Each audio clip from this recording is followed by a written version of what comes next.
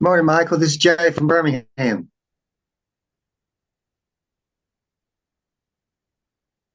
I'll be back in a minute.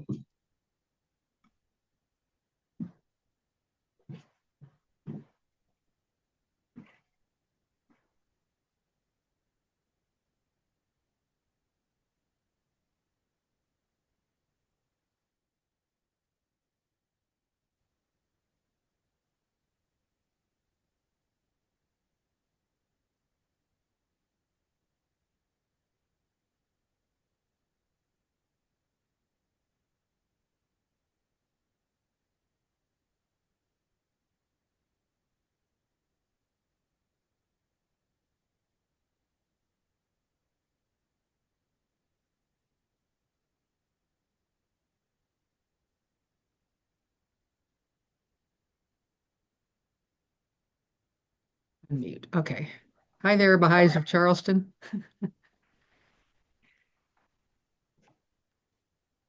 Hello, Pa, Michael.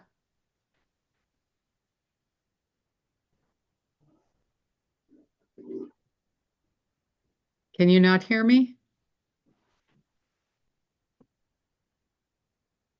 It says I'm unmuted. Michael? Michael, Hello, I can hear you. you can hear me? Yeah, I'm glad somebody can hear me. I Michael's can our read. host. I can read lips. I can see if Michael talks, I can see what he's saying. It doesn't look like he can hear us. I don't think so. No, he's talking and I can't hear him either. Okay, he's gonna do, he'll fix it. There we Where go. where are you located? Let me try to turn. Birmingham, Alabama. Aha, I okay, up think in I can hear him a little bit. Well, how about you? Where are you located? Charleston, West Virginia. Okay. Uh-huh. Yeah.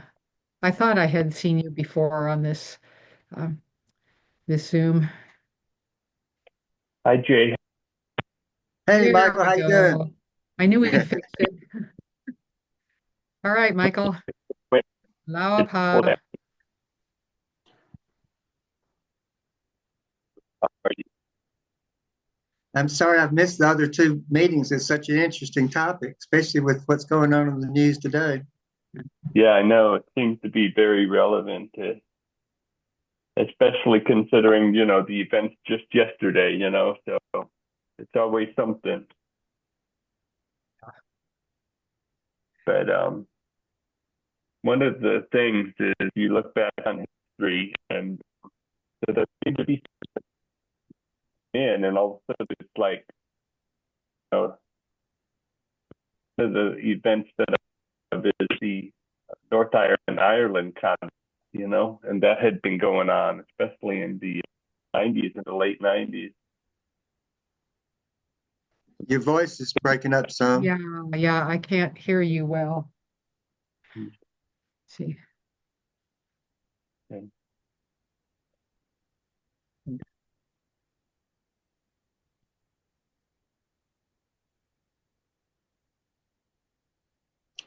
We could hear you a little bit, but it was just breaking up some.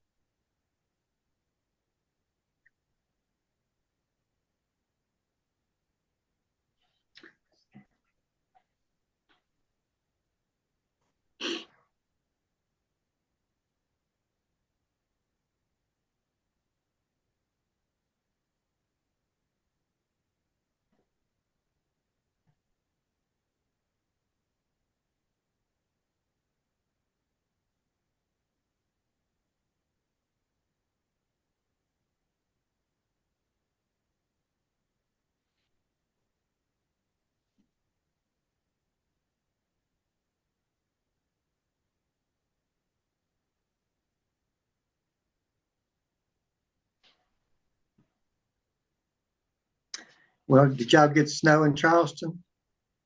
We had quite a bit this year, actually, surprisingly, the most I've ever seen here.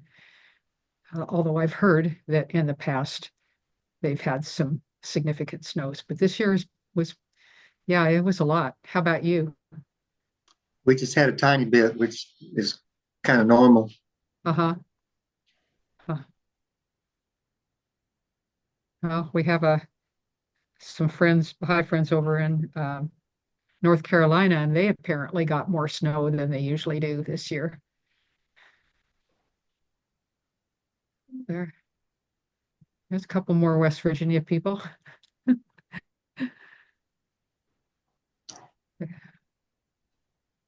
Aloha, Ed and Diane. Aloha, everybody. Aloha. Hello. Greetings, greetings. You made it back from your trip. Yes, More or less, indeed. we'll see. Still, Everybody has flu, so now we're counting the days to when we get it. Oh no, you're kidding. Oh yeah, gosh, I hope you don't get it. You're just coming off of a cold. You don't need that. yeah. Well, We'll see. keep our fingers crossed. Oh, okay. I'll start praying with you. Gosh.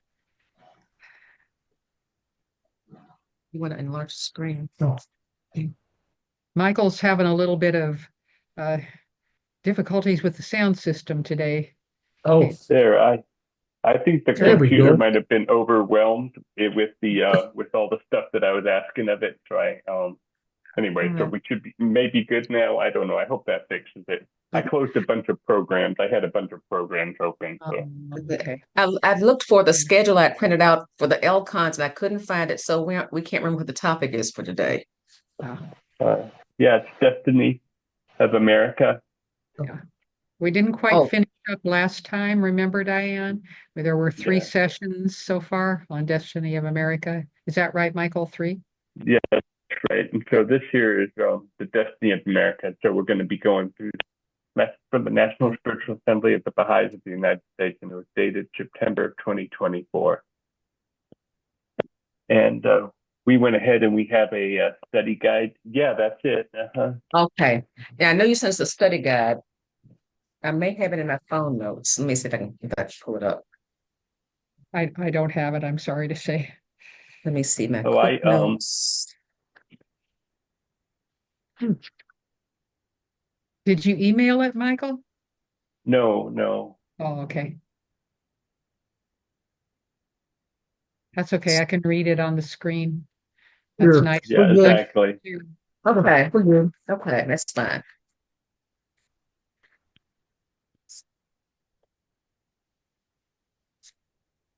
This one is so important. Oh my goodness. Especially now. So important. Yes. Mhm.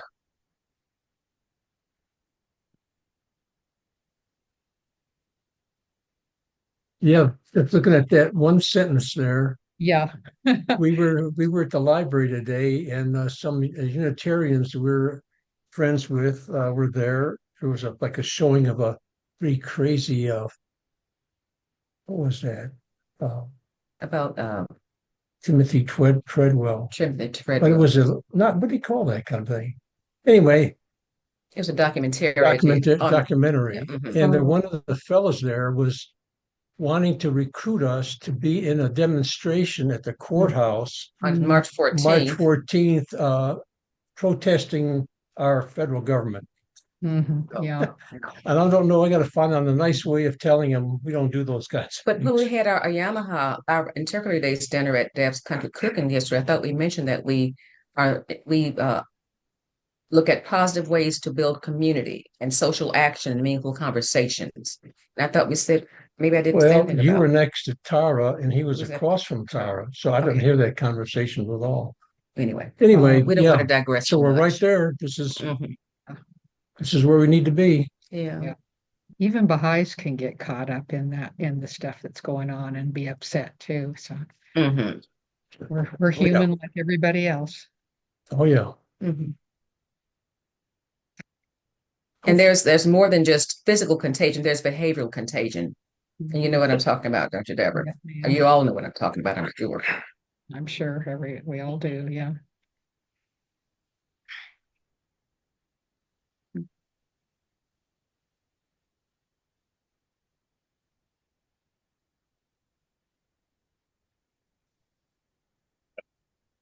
Um, what looks like first day.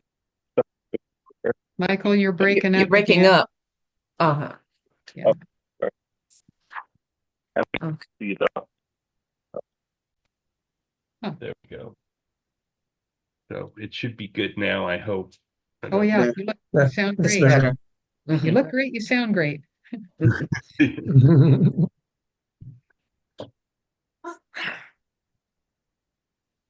Peace. O thou kind Lord, thou hast created all humanity from the same stock. Thou hast decreed that all shall belong to the same household. In thy holy presence they are all servants, and all mankind are sheltered beneath thy tabernacle. All have gathered together at thy table of bounty. All are illumined through the light of thy providence. O God, thou art kind to all. Thou hast provided for all, dost shelter all, conferrest life upon all. Thou hast endowed each and all with talents and faculties, and all are submerged in the ocean of thy mercy. O thou kind Lord, unite all, let the religions agree, and make the nations one, so that they may see each other as one family and the whole earth as one home. They all live together in perfect harmony. O God, raise aloft the banner of the oneness of mankind. O God, establish the most great peace. Cement thou, O God, the hearts together. O thou kind Father, God, gladden our hearts through the fragrance of thy love. Brighten our eyes through the light of thy guidance. Delight our ears with the melody of thy word, and shelter us all in the stronghold of thy providence. Thou art the mighty and powerful. Thou art the forgiving, and thou art the one who overlooketh the shortcomings of all mankind. Abdu'l-Baha.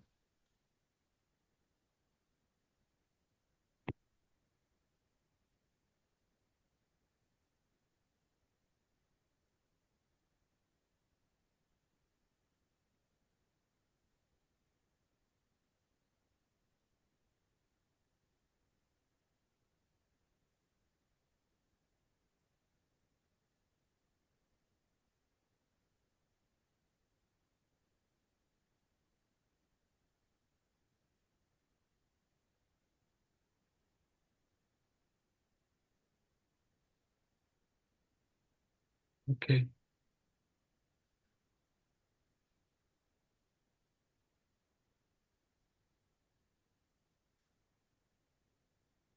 So we stopped at paragraph 18, so that's where we will resume. And we'll go ahead and if anybody has any difficulty with reading, you can let me know. If not, I'll ask Jay, or my friend in Birmingham, Alabama, to start with number 18. You're muted. Thank you. Thank you. All right.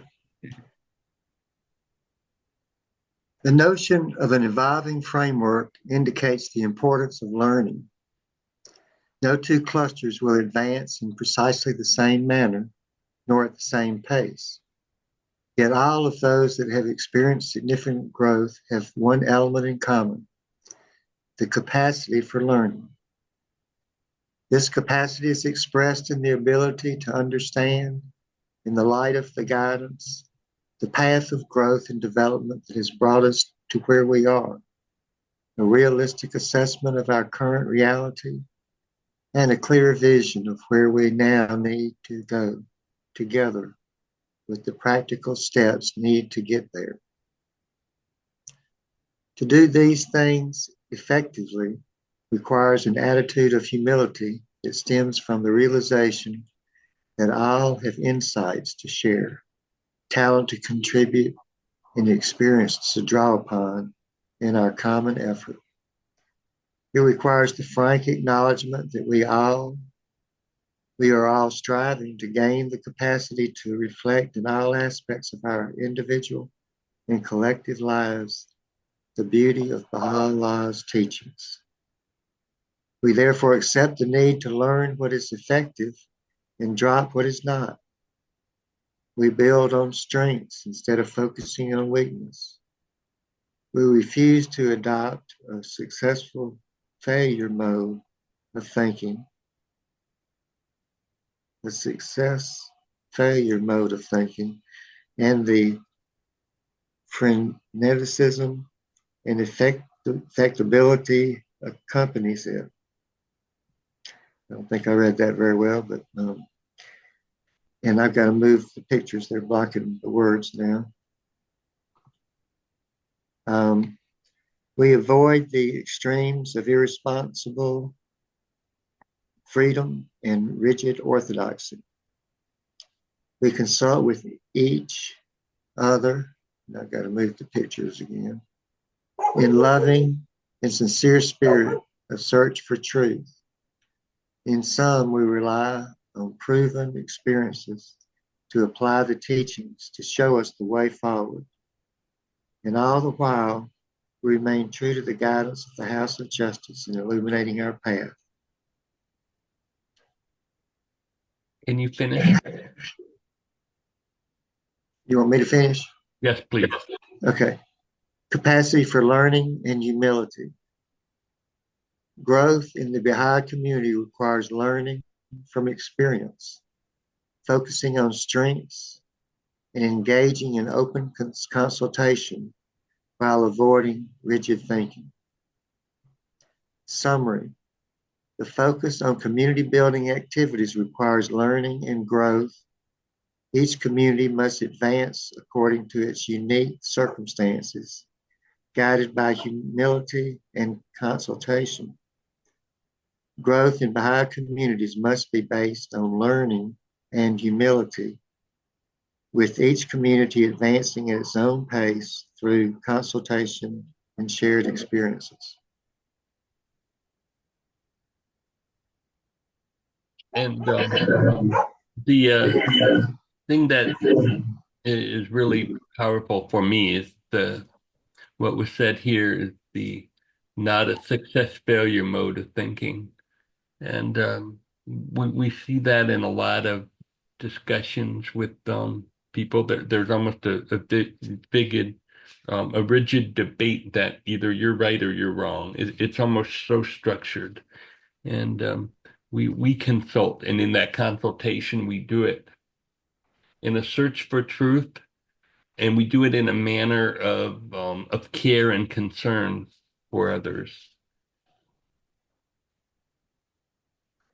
Well, go ahead.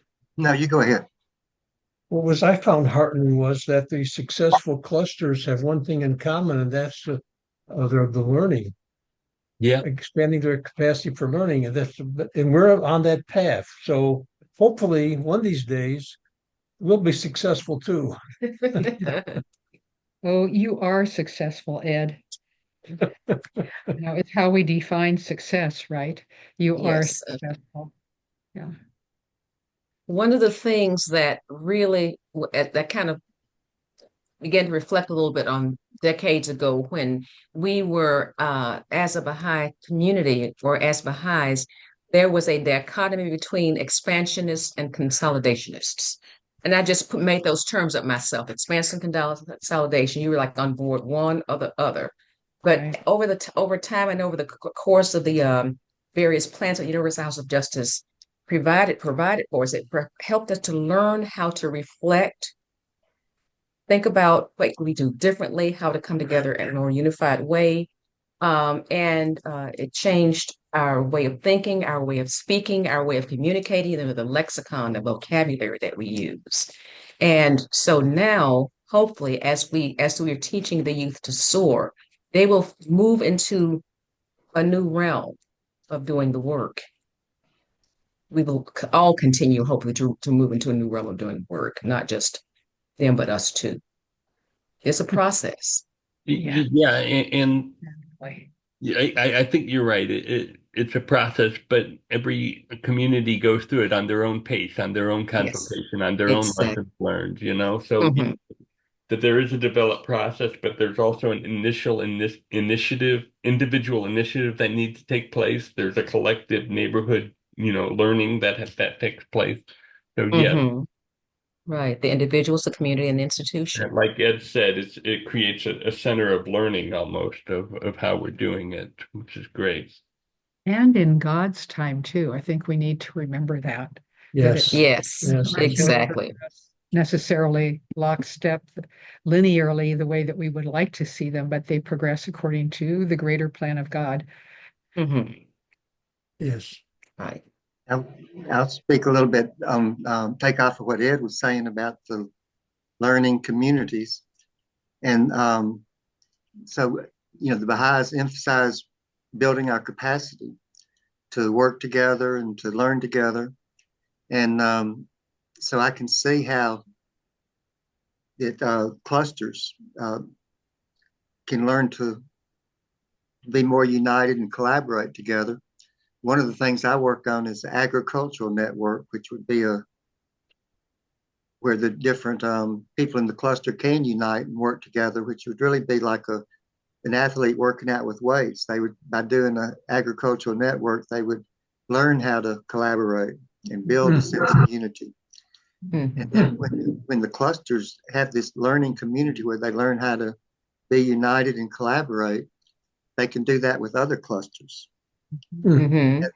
In the world we live in today, where the nation states are trying to constrain and keep secrets of their knowledge, and use knowledge for competition to get an advantage over everybody. The Baha'is want to share their knowledge and have learning communities. So we will grow faster because of our philosophy that we want to develop learning communities and build our capacity to share knowledge and work together. And so there'll be a real, once we get our social and economic development building up some steam and based on unity and justice instead of just materialism, then and we'll have sustainable communities, resilient communities, because the world system is falling apart. The supply chains are breaking down, and the cooperation between countries is breaking down. But the Baha'is, through their communities, can stick together and go on while our social and economic development is growing, while the rest of the world is declining. So I think the applicability of what you said is true on the neighborhood level, like you said, but it also grows to the cluster level. And I would say even that extends into the nation level, because you're going to be able to you're going to be able to grow some agriculture in certain areas, and you're going to be able to grow other agriculture maybe at different areas or different times or whatever. And so it does become a national focus too from that. And using we agriculture. we set up those learning communities that are building their capacity and teaching each other. So somebody does one experiment and they share their knowledge and apply it to another community instantaneously. Mhm. And the communities can be mobilized because we're all united. We can be mobilized quickly, and we can focus our attention on problems better. So there's just a lot of intrinsic strengths that we have that will help us. Great. That was wonderful. Those thoughts are Good point. Good just point. amazing. That's a great point. Yeah. Thank you. Thank you. Diane, can you read number 19 for us? Sure. Learning entails not so much a focus on numbers as on the underlying processes of growth. This is not to say that numbers are unimportant. We certainly want the number of activities to grow. We also want to ensure that they are having the society building impact envisioned by the House of Justice. This is the only way in which growth can truly be sustained or accelerated. For example, the same few people in a cluster might increase their own efforts from cycle to cycle, yielding an initial increase in core activities. Yet there is a limit to how far that can go unless their efforts serve the more fundamental purpose of assisting others to also become effective protagonists in the transformation of society. If this is not done, then the progress of the faith will inevitably be stifled.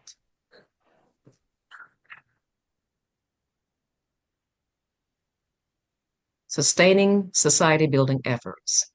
Growth must not focus solely on numbers, but on creating spaces that foster spiritual transformation, allowing others to join in the work of societal renewal. Summary. Growth should focus not on numbers, but on the underlying processes that lead to sustained societal transformation. Baha'i activities must help others become effective contributors to community building efforts.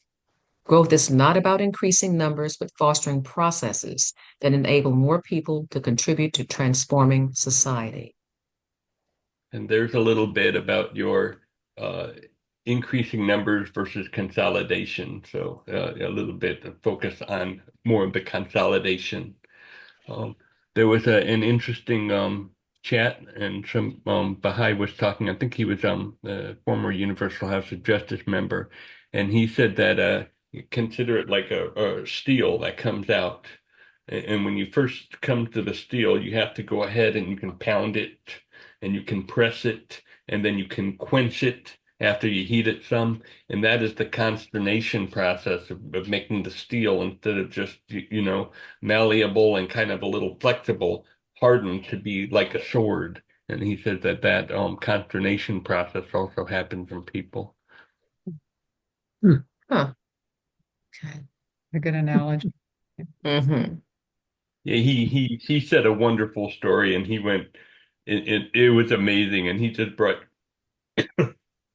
Glad you right along for it. I didn't do his story justice, but yeah, when he told it, it was amazing. It was a splendid story. Great. Can we do number 20? I'd like to comment. Could you scroll it back down? Yes, sir. Thank you. I'd like to comment on the growth must not focus solely on numbers, but on creating spaces that foster spiritual transformation, allowing others to join in the work of societal renewal.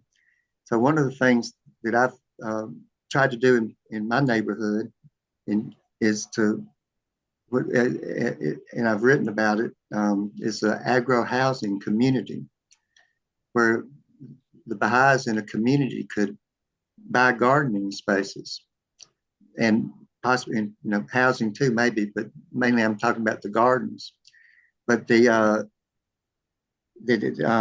but creating spaces that foster spiritual transformation. So I'm a landscape architect. So to me, that means designing landscapes for communities that would bring out the spiritual nature in people, spiritual landscapes, which they beautiful landscapes that are comfortable and gathering places and garden paths that bring people together, and even sculpture that have messages of oneness of mankind. But we can create spiritual spaces, and even if we did this all out, like I've got 9 houses in one neighborhood. It's a low equity neighborhood, and each one is a garden space, a little micro horticultural business. And we've made a lot of progress since you were here last, Michael. But anyway, we're starting a flower business this spring and summer, where all the people will be growing flowers and we'll sell them to a florist. But this is something that that everybody in the cluster can participate. And that's one of the aims, is to create a system, a process where all the protagonists can join in and participate. And so this does that. And of course, we've got an emphasis. I'll do behind Baha'u'llah. Everybody's told us to focus on agriculture. And so anyway, and then the agro-housing community can develop things that the cluster needs, like a cemetery, a retirement home, or a house of worship, or a park that everybody can come to that would be across the street from the house of worship, so that we can create a space that brings out the spiritual nature and supports the cluster. And then Jay also worked with the junior youth. He had a couple of junior youth come to him when I was touring his neighborhood, and they were engaged. And you can get the junior youth engaged in agriculture and growing things, and they can see, wow, Yeah. if I plant some seeds, if I nurture it, if I then I get some fruit or vegetables or flowers that come out of it. And so that can also be a part of it, the junior youth. Yeah. Yeah. Do Great. you have a website, Jay? I don't. I need help to get these ideas out, but I made a video recording.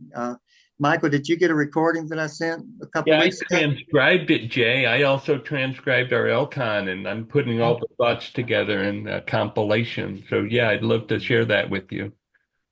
Thank You know, you. we have our sister city, Bluefield, it's 10 miles from us.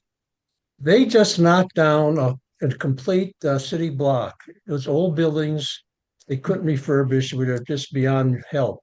So now we saw a picture where they're trying to figure out what to do with this space. Right now it's in grass. It's right in the middle of downtown. Hmm. And they've been trying to figure out what to do with it. And what you're saying, that would be a great use of that space. Community I garden. would help. Community garden. And that's one of the things that when the interfaith doing the interfaith engagement when Rob Merritt was here and the Muslim physician in Bluefield, Virginia, we would visit his home. They had beautiful gardens, and he was looking at how we might be able to do a community garden in Bluefield, and that didn't happen. Oh, But you remember that? oh yes, Uh-huh. yes, Yeah. yes. Uh-huh. Yeah. I would do anything I could to help if anybody for a free consultation with Baha'is or city officials or anybody. I was an urban designer for the city of Birmingham, so I know how to talk to the city Oh officials. my Oh goodness. boy. Could Yeah. you send me, or could you post your in your chat your email address? Okay, I'll try to And do so that. maybe I some don't use some. email much, but I'll And find. Michael's got it, if Okay. Oh yeah, the problem. yeah. I'd like to get in touch with those city managers, and if you could just, if there's someplace I could go to show them what you do or what you have done, that would really be great. About that, the Elcon that Michael recorded with Jay. Have you all watched that? No, Or did No, you weren't there for that one, right? I don't think so. probably It's not. amazing. Yeah, yeah. I, I, You can I start by had, listening to that. excuse me, Hmm. I had a Zoom recording that I did a few weeks ago. That's real good. Wow. Oh, okay. I hope we can You're right there. maybe someday everybody can there. get one and we can talk about it Right there. Okay, at some future conversation. You can write it down. it'll be a. OJ, Yeah, O with me too. OGJAY2 at Oh, gmail.com. good. Yeah, somebody did it for me. I'm getting blind. I couldn't find it. So thank you for finding that. Okay, thank Okay. you. The first one is wrong. I apologize. There's no R in there. It's Yeah. OG Craig Yeah. at Gmail. Okay. OGAY. Wait, That's right. There. OGAY2. right there. That's right. Oh, OJ OGJ. Craig. Jay. I didn't see that. Jay. Oh, Jay. Oh, no, OJ. actually, if you'll make enough, do the OGJAY2 at gmail.com. Okay, okay. The other Okay. one, I hadn't been accessing that. It was on a computer that broke and I hadn't switched to find those emails. I better do that. Okay. All right. Thank Emails you. waiting on me. I hardly ever used that, so only a few people used it. And when the computer went bad, hadn't accessed that email again. Okay. Jill, you all excuse me. I've got to put some more time on our clothes dryer. I'll be right back. I'll just. Okay. I had I'll just- some dogs growling at me, so I had to go help them. So yes, life happens. Right. Life intervenes. You're the doggy daddy. Deborah, can you read number 20 for us? Okay. Similarly, we certainly want and need an increase in the number of avowed followers of Baha'u'llah. However, if we focus only on enrollments as our measure of success, then we are tempted to forego other essential aspects of the process of community building. Instead, we are learning to welcome larger and larger numbers of people to immediately join us in the work of transforming our communities, like Jay has done. Mhm. As we have often seen, many such people quickly come to recognize the station of Baha'u'llah and readily join the faith. Others, as they become more deeply engaged, will more gradually become attracted to Baha'u'llah and his teachings, to the point where, as the House of Justice describes it, they stand at the threshold of embracing the faith. We must learn how to then wisely invite them to cross that threshold as the next natural step in their spiritual path. There can be no doubt that over time we will see multitudes of souls taking this journey. While others may not ever formally embrace the cause, all can still serve together with us and share in witnessing the society building power of the faith manifest itself in ever greater measures. Sustaining society building efforts. Growth must not focus solely on numbers, but on creating spaces that foster spiritual transformation, allowing others to join in the work of societal renewal.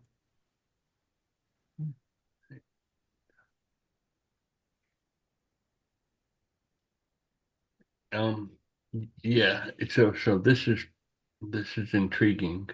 And I think we all um have friends that choose not to join the faith here, that while others may not formally embrace the cause. So it's great to see that the Baha'i Faith organization administration is recognizing that we can still work together even if they don't formally declare in the faith. Mhm.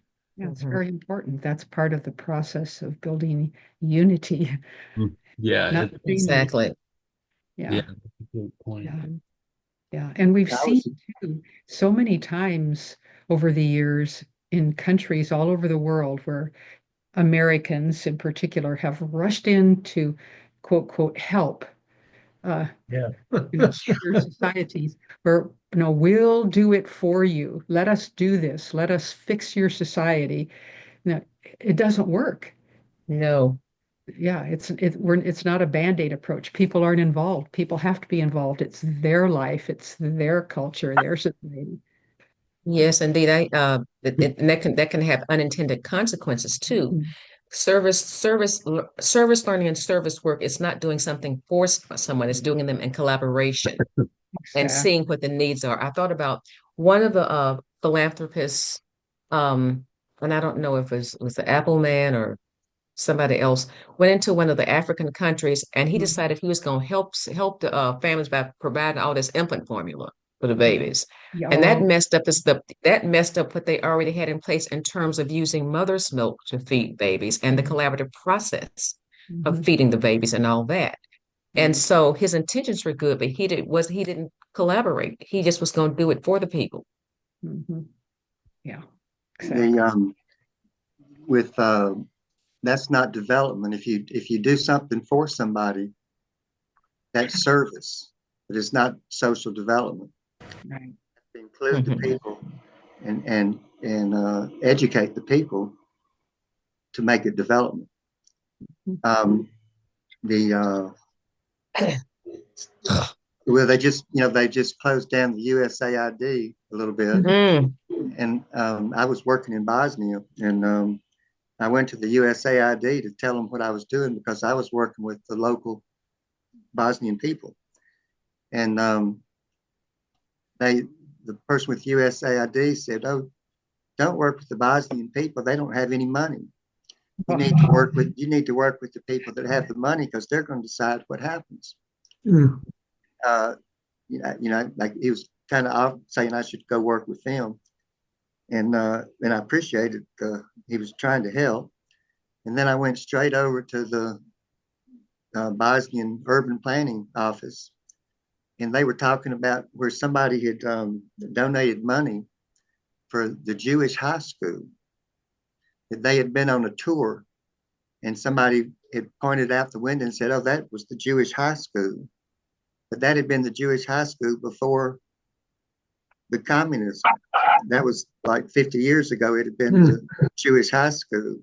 But Mm. they had rebuilt the Jewish high school without talking to the Bosnian people to find out what was really going on. Oh man. Yeah. And but again, that's one part. But the idea of the big global corporations coming in and rebuilding a devastated city without including the people, that's not social or economic development. That's materialistic, where the money's going to go back with the countries that did it. And when everybody leaves, the people hadn't really developed that much. They just had some services done for them. Hmm. Yeah. And I think that also goes into the fact that everybody kind of has their own path to getting there. It's different for everybody. So we can develop an institute process, but everybody's path to getting there will be different based upon their individual likes and dislikes and stuff. Okay, thank you for those thoughts. Ed, could you read number 21 for us? You can read all the way through. Okay. Every space that we create, whether in a children's class, a junior youth group, a devotional gathering, a study circle, or any other, can be considered as an environment in which we are transitioning from the old to the new world order. Each of these, no matter how modestly it may begin, can be seen as a place of spiritual refuge for our fellow citizens. All are distinguished for their spiritual atmosphere, sense of loving inclusion, and spirit of service. Community building and action. All Baha'i activities, from children's classes to devotional gatherings, are seen as part of the effort to transition society from the old world order to the new. Summary: Baha'is must welcome more people into the process of community building, recognizing that some will join the faith quickly, while others will engage more gradually before accepting Baha'u'llah's teachings. I should welcome everyone into the process of community building, recognizing that individuals will join the faith at different paces. Amen to that. Hmm. Yeah, absolutely.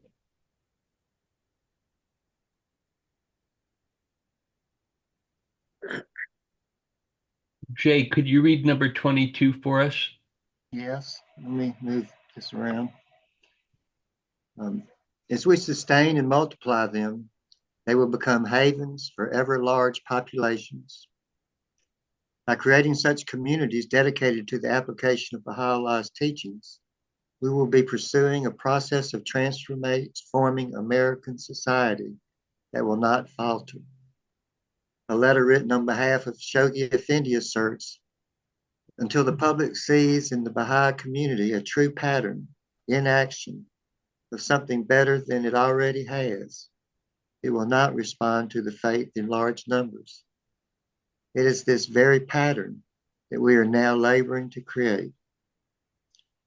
So in summary, each Baha'i space, whether a children's class or a devotional gathering, is an environment where the transition from the old world order to the new one is taking place. These spaces provide spiritual refuge and serve as models for society's transformation. Baha'i activities create spiritual spaces that act as environments for transitioning from the old world order to the new one, offering a model of social transformation. Just importance of spiritual activity, and especially the children's classes and devotional gatherings, prayer and fasting, all of that fit into the whole system to go ahead and transition the world order.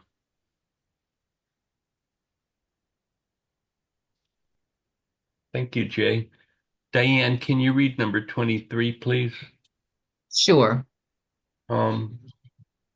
Yeah, you can read all of 23. Okay. A profound alteration of thought. Of the three evil tendencies identified by Shoghi Effendi, all of which must be eradicated from the fabric of society, that of racial prejudice was identified by him as the most vital and challenging issue. We have been the fortunate recipients of abundant guidance from the Universal House of Justice as to how we are to address this challenge within the context of the current series of plans.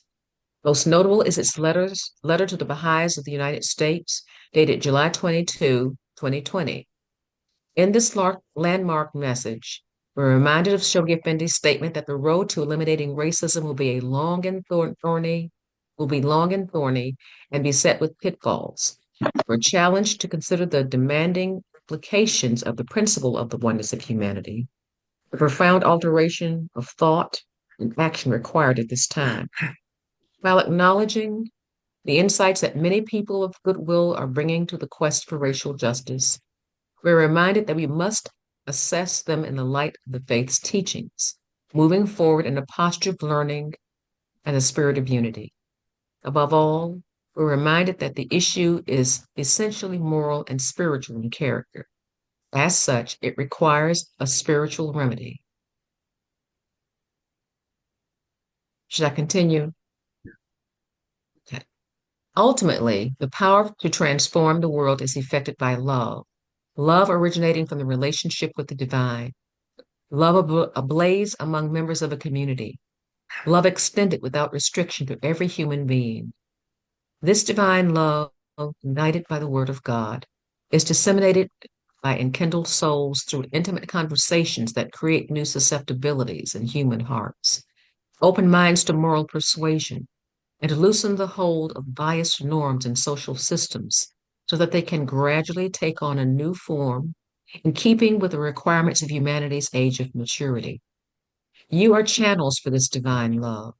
Let it flow through you to all who cross your path. Infuse it into every neighborhood and social space in which you move to build capacity to canalize the society building power of Baha'u'llah's revelation. Then there can be no rest until the destined outcome is achieved. Summary. Racial prejudice, identified by Shoghi Effendi as the most vital and challenging issue, must be addressed within the context of Baha'i teachings. The oneness of humanity requires a profound change in thought and action.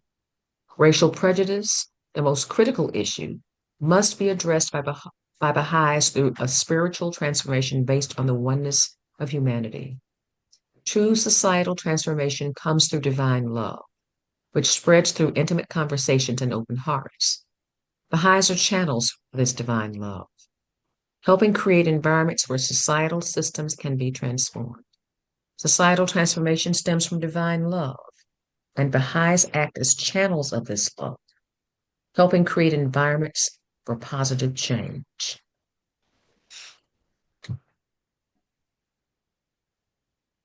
So I think acknowledging that it is a vital and challenging issue is first. And then once we can acknowledge that, then we can go ahead and change the spiritual transformation in ourselves, and then maybe with real conversations with others. And then through that change, then true societal transformation comes later. So there's a process there, but it all starts with love.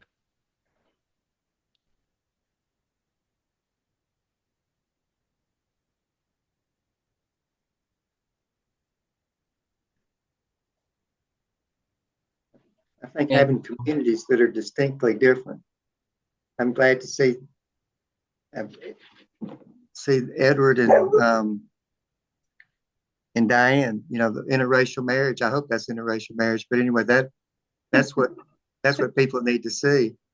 And in communities like I'm trying to build here, where Baha'is are living close together, and they're doing it's different. People could come in there and see, just taking one look at it, the diversity of people, the gardens, and the any kind of other anything, any art that they might put in the community, but it can show that the Baha'is are distinctly different.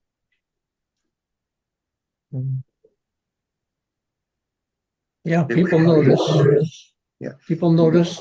Yes, and sometimes we have a variety of reactions. Sometimes you just kind of get the side eye of somebody passing, but sometimes we've had people approach us and say, "You two look so happy." Oh, Wonderful. oh, thank you. But anyway, Thank you Yeah. for reading, Diane. sure. You had the long one. Ed gets the shorter one. Ed, can you do number 24 for us, please? Sure. Beloved friends, we are all aware that the processes leading to world peace necessarily move forward in fits and starts, in alternating modes of crisis and victory. No one can say with certainty how they will play out, nor predict the sequence of events, nor over what span of time they will reach their climax. What we do know is that, however great the trials ahead, the ultimate outcome of a divine civilization is ordained and certain. Summary. The processes leading to world peace will advance in cycles of crisis and victory. While the exact timeline is uncertain, the Baha'is are assured that the ultimate goal of a divine civilization is certain. The path to world peace will involve crises and victories, but the outcome of a divine civilization is assured. Mm. Like we mustn't be confused because we know what's really going on. Yes, indeed. One of the things that came to mind as you read this, and I'm paraphrasing this because I can't remember every exact word, but where we're told to heed not our weaknesses and frailties. Continue to press on and do the work and be assured of ultimate victory. Yeah. Yeah. And we may not see it in our lifetime, but we have to do our part as best as we can. And as we said in Brazenstock Baptist Church, take it to the Lord in prayer and keep on keeping on to keep doing the work. That's And right. I think it's a sense of duty almost to it, Diane. It's just like, yeah, we have to do this. We have to do the duty. And, Uh-huh. and with it, we try to also do it as well and as good as we can. Yeah. Hmm. Yep. Yeah. Right. Yeah. And That's what we're then soldiers. Ed was bringing up that we may be pushed to do things a little too far, and we have to go sometimes say, no, we do not participate in, political rallies or whatever. So there is Hmm. a limit there to it too, because we don't want to be overextending ourselves. Right.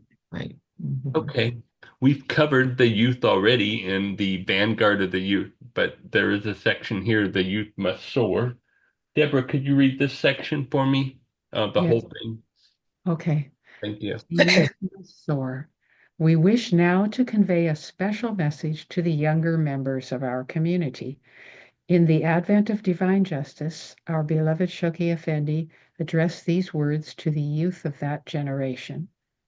No greater demonstration can be given to the peoples of both continents of the youthful vitality and the vibrant power animating the life and the institutions of the nascent faith of Baha'u'llah than an intelligent, persistent, and effective participation of the Baha'i youth of every race, nationality, and class in both the teaching and administrative spheres of Baha'i activity.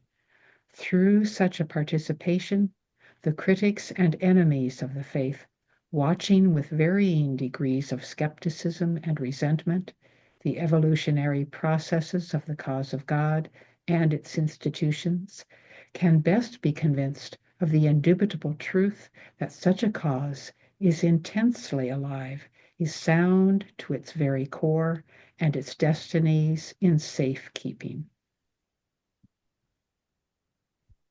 Shoghi Effendi addressed Baha'i youth, encouraging their active participation in teaching and administrative roles, as their involvement is vital to demonstrating the vitality of the Baha'i faith.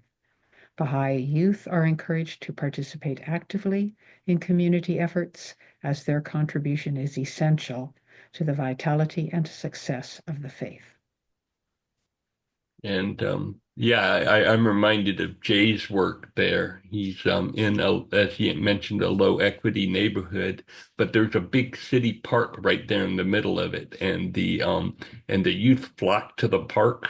They kind of have taken some responsibilities for for helping the park along. And so, yeah, not only that, but also, I think Tahira and Firuz are also leading some children's classes.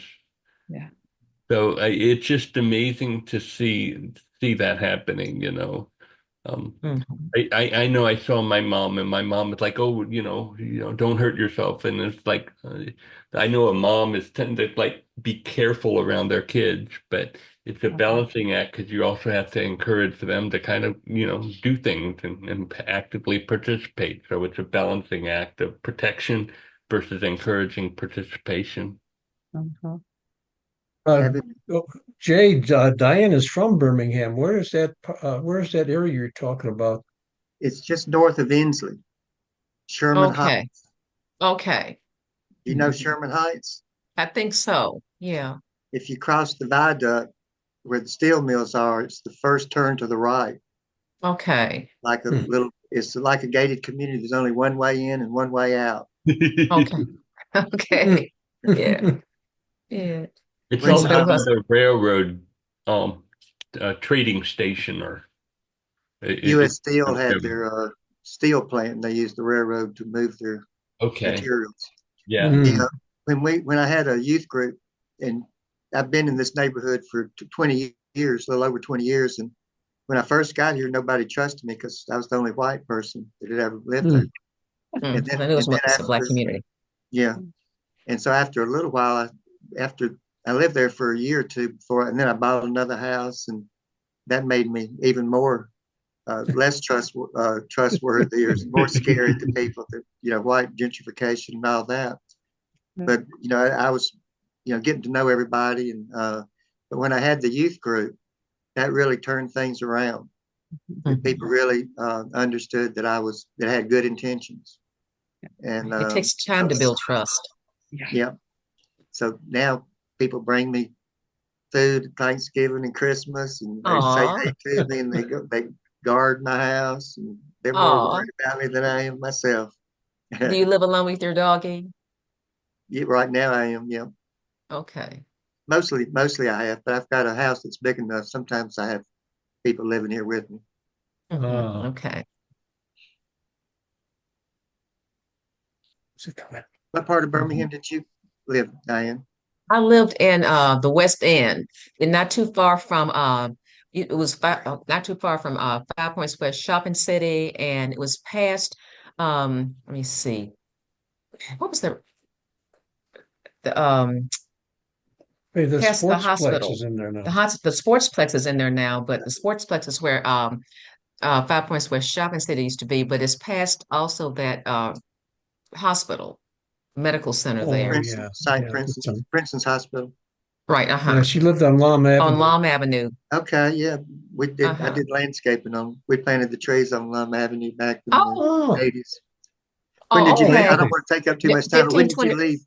When did you I leave? left when Ed and I got married in 1982 is when I left, but I grew up on it was 15, you probably knew John Smith, 1524 Lom Avenue. Yeah, Oh my That was my goodness. daddy. That's my Oh, daddy. oh, I'm so glad we talked about that. I used to take Oh, John to the Baha'i meeting all the time. I'd oh pick him up. yes. Mm-hmm. oh my goodness. Yeah. And my Yep. mother was I grew up Baptist. My mother must remember Riding Star Baptist Church, but we used to have meetings if we didn't meet at the Baha'i Center, which was at it was right across kitty corner from Kelly Ingram Park where those demonstrations took place. But a lot of times we met at our home, and my mother was she was a musician. She was a music teacher, and she was a wonderful lady. But whenever we would have 19-day feasts, she would guess it was supposed to be just a Baha'i gathering, but when we got to the social portion of the feast, we would invite her in for fellowship with us. She played piano for us and all that. And then there was one time when we there was one time when her church matron fellowship wasn't able to meet matron circle number 2, I think it was. They weren't able to meet at the church because either the power was off or something was going on. And they just said, well, bring them here. Because they were going to cancel me. He said, no, don't cancel me, just bring them here. And so when they were having their meeting, their fellowship, Dad and I fixed their meal for them. And I will never forget the sounds of the laughter of joy associated with walking back to their car when that was over. But my parents showed me a wonderful example in action of a beautiful interfaith marriage. And it's just, I don't know, I didn't mean to start reminiscing, Yeah, but anyway. I became a Baha'i in 1994 and got to know John. Actually, Oh, I was knew him before I signed my card, but anyway, oh, I got to know him pretty well. I hmm. picked him up and talked to him. Gave him the anyway. Anyway, it's nice to meet you. And John's a Oh, great man. thank you. Thank Wonderful. you. You just missed meeting Mama because she passed away in 1990. Mm. Yeah. Uh-huh. Mm. Okay. I didn't mean to digress and get us off track. Oh, Oh, that's this is a lovely, Diane. conversation. It's not a Michael Hui lecture. So the elevated conversation is being encouraged. However, Uh-huh. I do want to finish this up. And so my proposal is there's six more sections. Wow. And I would just like to read the summary for the six sections, if that's fine. And then Sure. okay. So I believe it's Jay's turn. Can you Okay. read the special role of Baha'i youth in the summary for number 26 here, Jay? Yep. Special role for Baha'i youth. Baha'i youth are encouraged to take an active role in the community, displaying their spiritual vitality and leadership in advancing the faith. The summary is the Universal House of Justice has consistently called upon youth to lead the way in advancing the faith, noting the significant leadership and service capacities they have developed in recent years. The Universal House of Justice emphasizes the importance of youth leadership and service in advancing the faith. And so they said that they've developed it in recent years, and they've developed study books for junior youth to study. And these aren't the Ruhi books themselves. They're actually junior youth books. Then they go ahead and do it. But the animation of you leading these youth groups are done in Ruhi, and the Muhi animators then come and can lead these discussion groups for these junior youth. And so, yes, there has been a lot of development also. Any other thoughts? Okay, great. Number 27. Could you read engagement of the youth in summary, Diane? Engagement of the youth. The message underscores the importance of youth seizing opportunities to engage their peers and contribute to the spread of Baha'i teachings. Summary. The House of Justice reiterates that the contributions of youth are crucial to the progress of the faith. Youth should seize opportunities to engage more people in Baha'i programs and support community growth. Baha'i youth are essential progress of the faith and should actively engage others in community building efforts.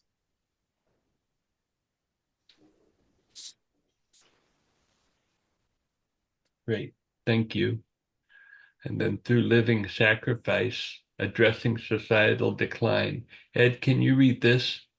Sure.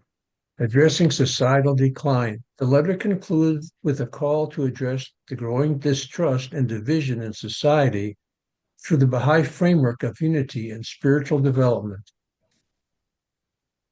Right. That's something that the Baha'is are really be different because we can build our communities with trust and justice. Yes. Mhm. Deborah, can you read all of 29, starting from the beginning? Mhm. What oppression, writes Baha'u'llah, is more grievous than that a soul seeking the truth and wishing to attain unto the knowledge of God should not know where to go for it and from whom to seek it. Our own spiritual development is far from complete, but further progress now requires us to join hands with many others. We who have access to that truth must now, in a genuine spirit of humility and respect, invite our brothers and sisters throughout this land to learn together how to apply it for our common salvation. Call to action for youth. The youth are once again reminded of their essential role in responding to society's challenges through service and community building. Baha'is are urged to join hands with others in society to learn and apply the teachings of Baha'u'llah for the betterment of all.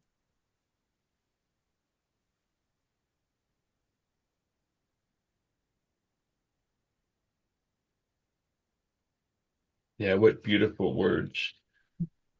Definitely powerful stuff.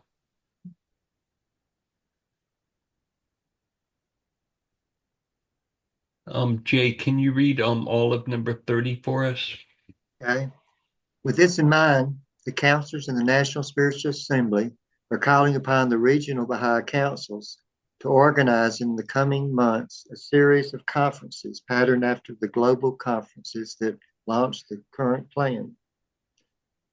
In addition, they are being asked to organize special gatherings for youth.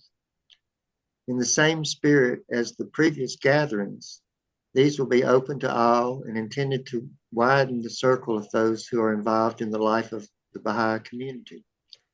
In all of these, we will, inspired by the themes of this letter, center our thoughts on immediate action and what now needs to be done to fulfill the goals of the 9-year plan. The regional conferences and gatherings. A series of conferences and youth gatherings will be organized to focus on immediate action and fulfilling the goals of the 9-year plan. Conferences and youth gatherings will be organized to inspire immediate action and fulfill the goals of the 9-year plan. Baha'is must focus on building communities based on spiritual principles, with conferences and gatherings planned to inspire action. I can't see any more. In progress. In progress. Okay. And Nashville, I know they were organized, or they were directed to go ahead and hold one of these conferences, and they held it last month, in the month of February.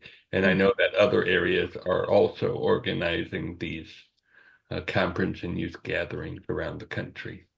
Well, Roanoke area is doing the same thing. And so is Virginia. right, and so is Huntington and Charleston, I understand. Yeah. Yes. We don't have a youth conference, but we do have a conference for the Okay. the wider Oh, it community. does say, okay. It Yeah. does say series of conferences and youth gatherings. So I guess one of the other. You could say that we're youthless in West Virginia. Well, in the Baha'i community anyway, the wider community, lots. And when is the one in Charleston? May 10th. May 10th.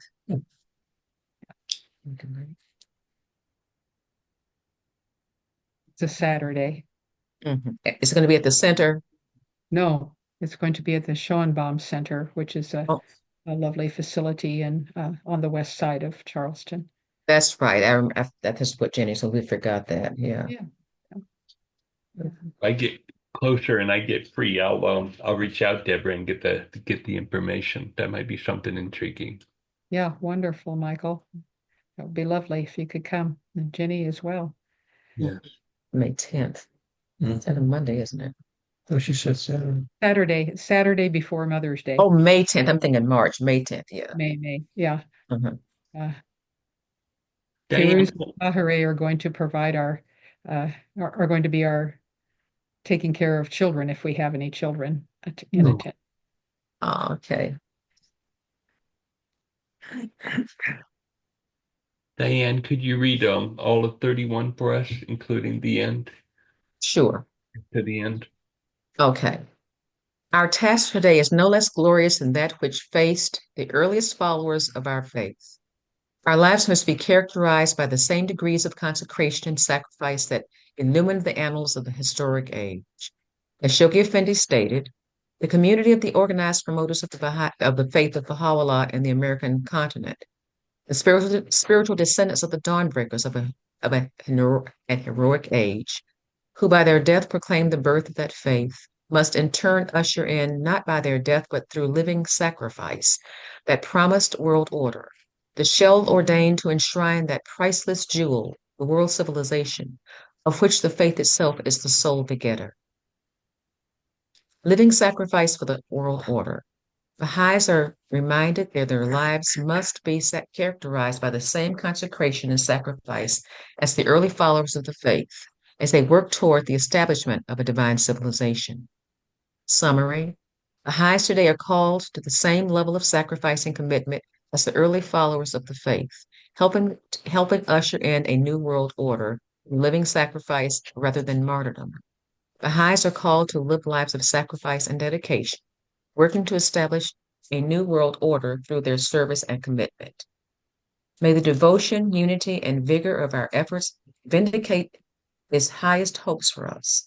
Be assured of our deepest love and unceasing prayers for each and every one of you. With warmest Baha'i love, National Spiritual Assembly of Baha'is in the United States. I'm going to turn it to our people. So that was beautiful. Thank you for everybody's reading. I'll send that out to everybody, okay? Thank you. Okay, thank you. Yeah, great. And could you send me the little video you have of Yes, I'll also Jay? send you the video. Oh, Yeah, I'd love to see that. okay. And maybe send it to the city manager over there in Bluefield. Absolutely. That sounds great. With your permission, of course. It's pretty directed to the Baha'is, so when you look at it, you can decide. Okay. Okay. It might be better for me to talk to them because it's all about the Baha'i and the Okay. and the Baha'is taking over the world, that kind of thing. Oh, okay. About that, Oh, dear. Okay. But Well, it may give us some Mike- talking points and consultation points, Yeah, based on exactly. that. It is good for that.